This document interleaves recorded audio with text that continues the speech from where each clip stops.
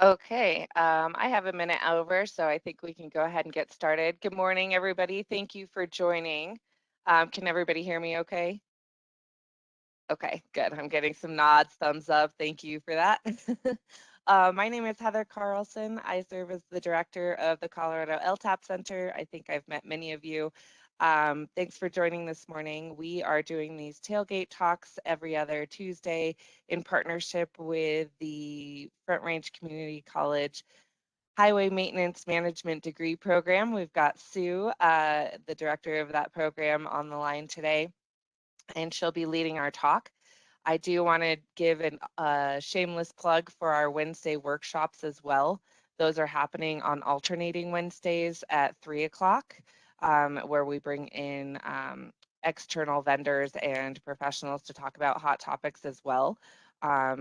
With these Tuesday tailgate talks, there is one happening out of kind of rotation tomorrow, and that is focusing on the CDL changes that are coming on February 7th. I believe it goes into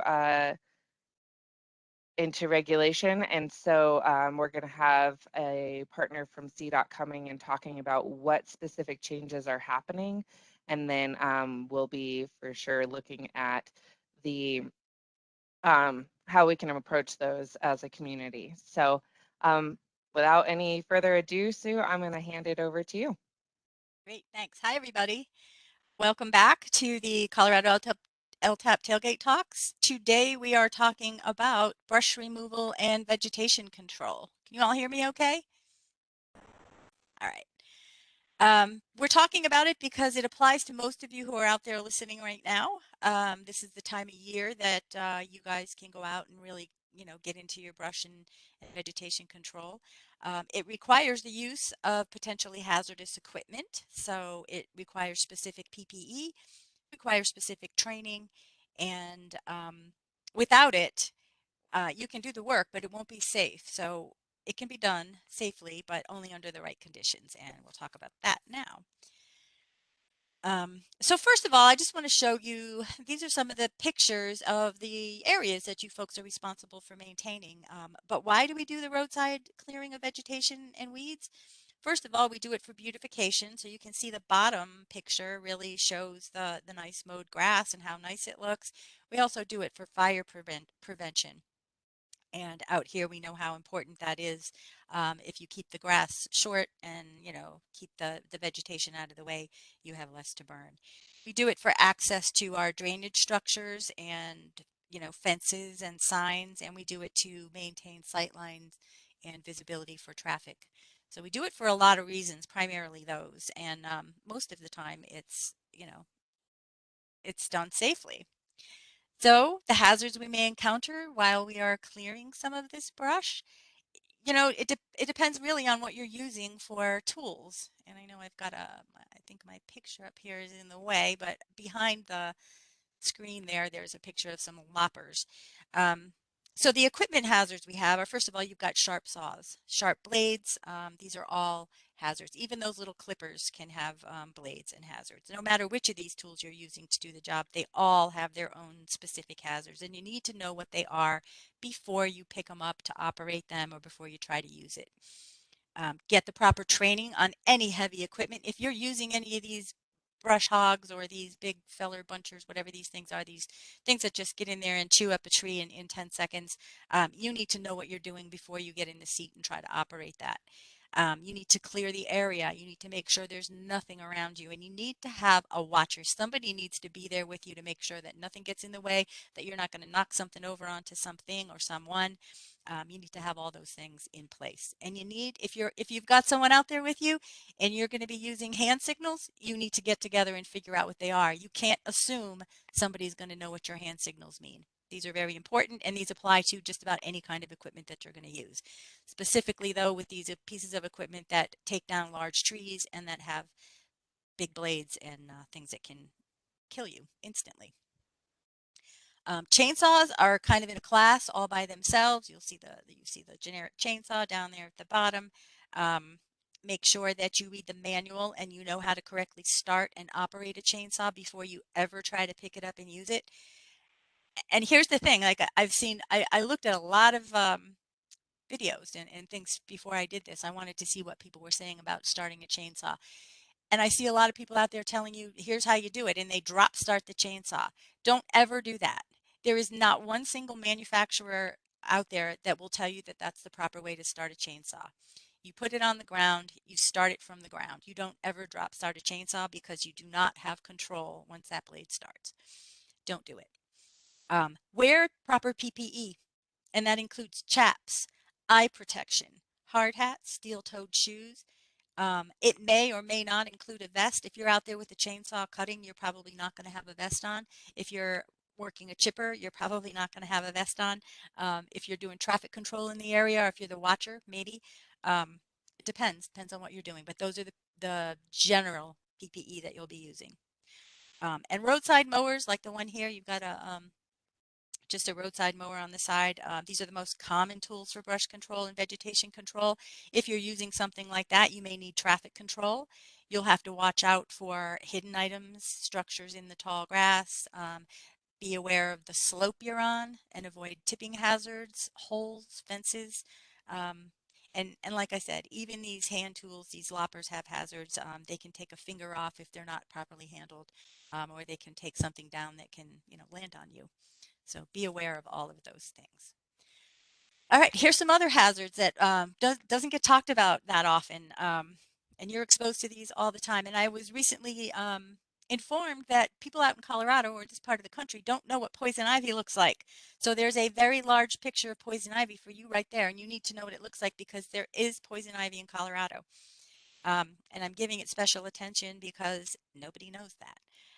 And nobody knows what it looks like, or the people I've spoken to out here don't know. It is this. The leaves come in groups of three. Um, they have something called harushi oil that gets into it. That's a substance that excretes from them that gets into your skin and causes these rashes like the skin rash you see over on the right hand side. The vines, if you look at that tree on the bottom, they kind of look a little bit hairy in the fall when all the leaves fall off. You can see these like vines with all these little tentacles or hairs kind of falling off of them, clinging to the tree. That's a clear sign that it's poison ivy. The leaves also turn, when they bloom in the spring, they're shiny and oily. They've got a lot of that nasty oil in them. And in the fall, they'll turn bright colors, bright orange, bright yellow, bright red, and they actually look kind of pretty, but don't let it fool you. It's still, it still can get you. Even those vines in the wintertime without leaves have that oil in them, and you can still get poison ivy from that. You can also get it from burning the vines and the stems. Don't burn it. It'll get in your lungs. And this is personal experience of a 12-year-old. Don't do it. It's not a good experience. It'll get in every crevice of your body. It's not fun. The oil needs to be washed off to stop the spread of the rash. It's very hard to get it all off. Um, and the rash can be painful blisters and they cause lots of itching. Um, and again, becomes airborne if you burn it. So watch out when you're burning.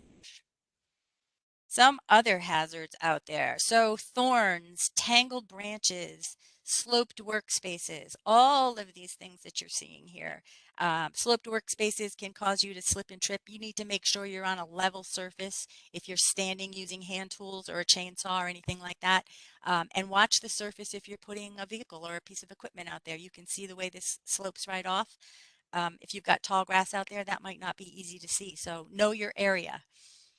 Wires, fences, and I have to tell you, there's nothing worse than untangling a quarter-mile of barbed wire fence from one of those mowers after you've got it wound up in there. Uh, no, especially if you've got something like that cow there on the other side of it looking at you and can now be exposed to you. So watch out. You've also got lots of people that might be in the area. Depending on where you are, you've got sidewalk supervisors that like to come in and help you, tell you what needs to be cut and how to cut it. There's also the hazard of moving equipment, whether it's traffic or pieces of equipment that are in the area working with you. You need to be aware of those. And watch out for overhead utilities or overhead hazards. They're out there. If you're not aware of them, they will get you, and they're not always marked. And then a personal favorite, or not. You've got insects, ticks, bugs, mosquitoes, snakes, like this guy right here. other wildlife, angry animals that are birds. You're taking down their trees, you're knocking their nest down. They're gonna buzz you. They're gonna fly around you. You've got squirrels, etc. Whatever. You don't know. And now I'm told by some people that you've got like elk and things that'll come out of the bushes and come at you. You don't know what you're going to find out there, but here are some of them. These are the hazards we know about that you can be aware of and protect yourself from them. So wear those boots that come all the way up. Tuck in your pants, long sleeves if you have them, to keep some of those bugs and creatures from getting you. Some of those tick-borne diseases can be pretty nasty. You can get Lyme disease. You can get some other, out in this part of the state, I guess you can get some Rocky Mountain spotted fever diseases. You can get some different kinds of diseases that will cause you lots of long-term problems. So small things you can do to protect yourself. Keep those bugs off. You get some spray if you need to, and spray yourself before you go out. All right, before we get going on anything else, I want to make sure I mention a few other ways that you folks are handling some of the brush and vegetation control out there. You've gotten pretty creative over the years. Chemicals are a common solution, and whether you're doing something like the truck here on the right, and spraying large areas, that has its own hazards. First of all, there are lots of health hazards that go with that. You need to be properly trained, may include licensure or certifications before you're able to operate some of that herbicide. You need to read the SDS sheets before you use any of these things, whether you're using the handheld stuff there and just doing spot sprays, or you're doing something large like the truck on the side. You need to know what's in the chemicals that you're spraying, how they can harm you, and what you need for PPE. And that's all in the SDS sheets. Particularly find out what you need to do in case of an exposure. And you need to do that before you get an exposure. It's going to be really hard to read that SDS sheet with that stuff in your eyes. Read it before you use it. Um, Proper use and storage of all these chemicals is a consideration, right? You've got to put them someplace. You've got to make sure that they're protected and that other people who are not trained to use them or don't have the knowledge they need to be around them. And some of you are using goats and livestock to control your vegetation. It's a great idea. I love it. But they also have their own issues, right? You need to control their movements, right? You need to keep them contained within the area that you want them to, deforest or to eat the vegetation. And you need to be able to control their movements within those fences, containments. So other things to think about. Okay, before you leave the garage, before you ever get started to go out there, here's some things you need to talk about. You need to have a pre-operational meeting. You need to talk to your crew. You need to let them know what's expected. You need to let them know what's going to be happening, what pieces of equipment are going to be used, who's going to be doing what, and what their function is going to be. You need to do that before you go out anytime, no matter what it is, but particularly if you're going to be dropping trees, large trees, small trees, or if you're going to be impacting travel on the roads with brush. You need to pre-trip your vehicle. You need to be able to go out there and make sure your vehicle is going to get there and get back. You need to determine what type of traffic control will be necessary, right? Are you going to be cutting large vegetation right at the shoulder? Are you going to be far enough off that you maybe don't need to close lanes and only need, temporary control every now and then if you drop something large? You need to know, and you need to talk about that with your traffic control people. What are their functions going to be? What are their duties, and what's expected of them throughout the day? And how's the operation going to move, right? Is it going to go from one area to another? And you need to, again, I'm going to go over this one more time, PPE, and I'll say it again before we're done. Gloves, not gauntlet style gloves if you're using a chainsaw. Always use goggles. Wear boots. Again, lace up boots and high up the ankles if you can, so you can protect yourself from some of that wildlife and snake hazard, reptile hazard. Earring or hearing protection is required. Chaps are required for chainsaw use. Always. They work, guys. They work. I've seen them. I've seen them many times work. You would much rather have that chaps get all bound up in that chainsaw than have that be your leg or your arm or somebody else's. Don't wear loose-fitting clothes or jackets. No vests, jewelry. I mean, some of this stuff is no-brainers, but we got to mention it. Don't have any of that stuff on. If you've got long hair, make sure that's tucked in or pushed out of the way, up in a hard hat somewhere where it's not going to get tangled up and cause you problems. And again, bug and tick protection. So while you're on the job, you need to make sure that your work zone is set up properly. You need to park in a safe place away from the work area where people are going to actually be moving around. You need to walk facing traffic. You need to be acutely aware of what's going on around you and where you are in relation to the equipment and the cutting operation. You need to know when you hear the crack of a branch where it's going to fall. You need to know that you're not in the line of attack. You need to get out of the way. You need to maintain a clutter-free area as much as possible and move the brush only when the operator is aware of your presence. If someone's in there actively just slashing around, cutting with a chainsaw, or got whatever in there, you need to wait until they know you're there before you approach and try to get some of it out of the way. You're going to need to get to know your teammates here, right? You need a relationship with the folks that you're working with, and that's really important. So eye contact always as much as possible. Um, Watch for slopes, slippery surfaces, anything like that as you're working, and warn others if you find them. You're out there, you're going to be on uneven, you're going to be walking on branches. Sometimes this stuff gets all piled up on top of each other. Your feet can get stuck. You can trip, anything can happen. Let people know if these hazards exist, if you found them, if you found some spongy areas or something, probably not out this part of the country, but that happens in places. Just let people know where the hazards are that you found. Stay visible to all operators. Anybody out there that's working, keep yourself as visible as possible. Don't don't be behind a large tree when things are going on. It can be a busy place and dangerous activity all around. So know your place in the operation, and that goes back to the pre-operational meeting and those conversations that you have with your crew before you actually get started. All right, now chainsaws can be a class all by themselves, and this is not a chainsaw class, but I would be doing a disservice if I didn't go over some of these things a little bit more. You have got to be extremely careful using chainsaws and handling any tools with sharp edges.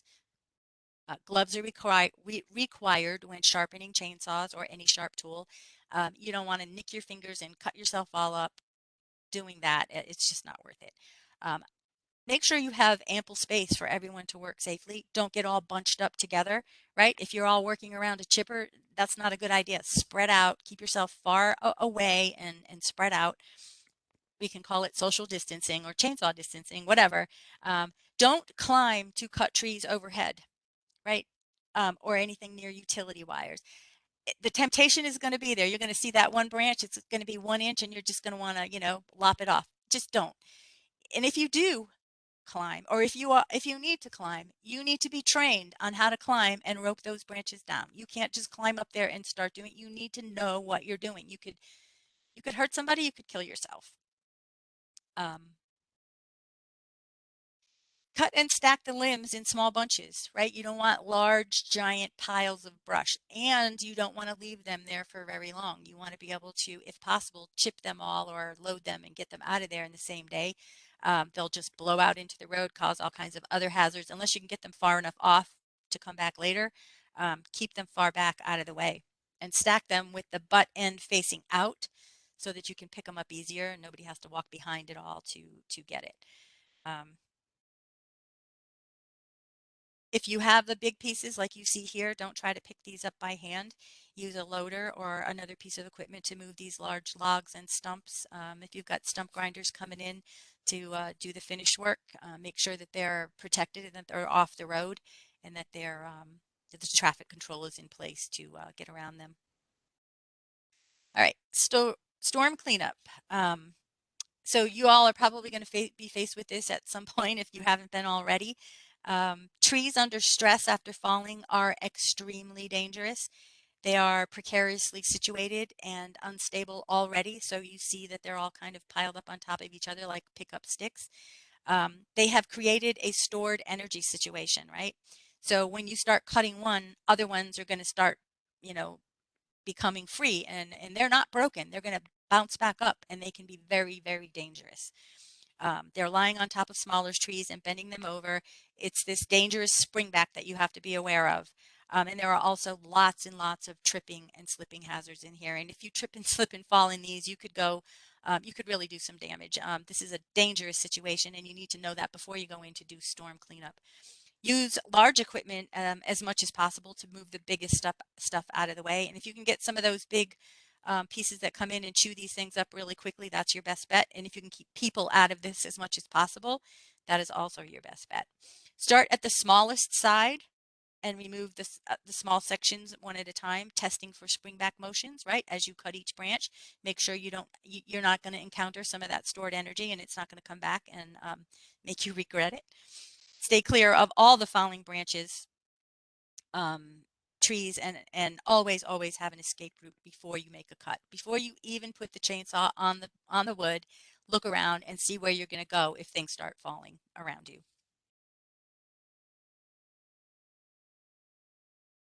So safe chipper operations, there are a lot of pieces of equipment that you're going to be asked to operate, and I think that the wood chipper is probably the most dangerous. Can't tell you how many accidents, horrible accidents I've seen with chippers, or how many pairs of gloves and hoodies I've lost in a chipper. We used to operate the old chuck and duck, right? The ones with that would just yank it in and pull everything with it. If you can avoid that, please do. I don't know if those are still out there. I imagine they probably are. You throw in a branch and the chipper grabs it and anything attached to it gets pulled into the blade. The newer models are much safer and slower, but they still have those nasty blades, right? The blades can come loose and break, and those blades are still moving at the same speed. Whether the brush is being pulled in slower or not doesn't matter. The blade is still cutting just as fast as it did before. Um, the blades can come loose. Those little pieces can break, they can crack. A chunk of it can come flying out of that chipper. I had photos of a hard hat with a big piece of blade, like a 1-inch chunk of blade embedded right in it. That I used to use for training. If it hadn't been for that hard hat, the worker would surely have been dead or severely injured. So keep those images if you can in your head when you're operating these pieces of equipment, because we don't want to see that happen to you. And make sure you have ear protection over. Operational safety for these pieces of equipment, whatever kind of chipper you're using, is never, ever, ever operate a chipper alone. Before starting, put the bar in neutral. Make sure everyone is clear of the equipment before you start that thing up. Idle the engine to warm it up, engage the clutch, and then gradually raise the RPMs to full throttle. Never operate a chipper or any piece of equipment, any chainsaw, anything with a blade or anything at all under the influence of medication that may impair your concentration. Not a good idea. Feed the brush into the chipper butt end first. Lay the shorter materials on the longer ones so that they can all pull it in together. Don't throw piles of leaves and debris. The temptation is going to be there. Just get that little pile of branches and stuff and just toss that in. You're gonna dull your blades. It's gonna have rocks and it'll have things in it that pieces of metal maybe that could damage the chipper. So just don't do it. Kick it off to the side. Watch for foreign objects in the brush as you're putting it in. Sometimes things land in there that you wouldn't want to go through your chipper. And every time you stop working, use lockout, tagout procedures when the chipper is not in use or unattended, and keep a fire extinguisher or a first aid kit handy when you're operating these things. Anytime you're using anything that's got known hazards like that, make sure that you have first aid kit or somebody on speed dial to come out and help you. So some key points that I want to go over here. We control brush and roadside vegetation for beautification, access to structures and drainage systems, fire prevention, and to manage the sight lines and visibility. Every piece of equipment and tool has its own hazards. You need to know the equipment. The only way you're going to get to know that equipment, first of all, other than operating it, is read the operator's manual, but do that first. Get trained if you need to. Don't ever try to operate anything without someone showing you the proper way to use it. Always use PPE. Never work alone. Keep your tools sharp. The whole point is to make the job easier. Without sharp tools, your job is just going to get harder. Know all the hazards. Know all the hazardous plants, all the wildlife, all the dangerous terrain, and the situational hazards that you might encounter out there. And if you're using chemicals, know the hazards of the chemicals that you're working with. Use your PPE. gets it gets specific to each task, right? Like I said, there are times when you may use a safety vest, and there are times when you may not know which times. Anytime you're working around that brush, a chipper, a chainsaw, probably not. Traffic control, absolutely. Get training. You all need to be trained before you can use a chainsaw. Use your proper PPE again, and oh, never, ever, ever, ever drop start the chainsaw. So some other key points I want you to remember is site safety. Make sure you've got traffic control. Make sure that you've done your pre-operational meeting and that everyone knows their place and where they're going to be. If you've got storm cleanup hazard, everything is a hazard in storm cleanup. Everything. You need to go into it very, very carefully and work very, very slowly. Chipper safety, just remember slower is always safer. Always work in pairs and teams. Nobody wants to find out later that an employee didn't come back and then have to go look for them and find out why. You are all charged with maintaining some of the most spectacular roadways in this country, and each has its own challenges, and you can just see a few of them right here in the picture. I am personally reminded every day of the incredible work you are doing to keep the roads open and enable us to go out and enjoy this amazing place. My hope is that you do all of this work as safely as possible so that at the end of the day, you are also able to go out and enjoy the fruits of your labor as much as we do. So thank you all for coming again and for attending the Colorado LTAP Safety Talk. Again, I like to leave this by reminding everyone that we're not doing this because these things may happen. We're doing them because they have already happened and they continue to happen every day. And these are the lessons we've learned. So stay safe, and hopefully we'll see you on the next one. Thanks, guys. Thanks, Sue.